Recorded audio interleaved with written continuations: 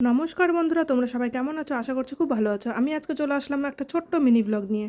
আর আজকের ব্লগটা হচ্ছে বাজার করা নিয়ে। তো এখন আমি বাজারে গেছিলাম একটু আগে। তো বাজার থেকে আজকে কী কী নিয়ে আসলাম ওইটাই তোমাদের সঙ্গে শেয়ার করব। তো বাজার থেকে আজকে একটা আস্ত আমেরিকান রুই নিয়ে আসলাম। আর এখানে আছে কাতল মাছ, মানে এটাও গোটা থেকে একটু কম, প্রায় 2 কেজি ওজনের একটা কাতল। তো এখানেও পুরোটা নিয়ে চলে আসলাম। জাস্ট দেখো পেটির পিসগুলো। আর সবজির মধ্যে আনলাম আজকে এই যে গোটা মিষ্টি কুমড়ো, একদম কাঁচা, একদম কচি দুটো মিষ্টি কুমড়ো, আর মিষ্টি কুমড়োর শাক একদম ফ্রেশ। আর আছে হচ্ছে কলা, আর একটা ছোট্ট চাল কুমড়ো। এই চাল কুমড়ো ভাজা খেতে খুবই ভালো লাগবে। আছে পটল, মেথি শাক, আর আলু, পেঁয়াজ, রসুন, এগুলোই।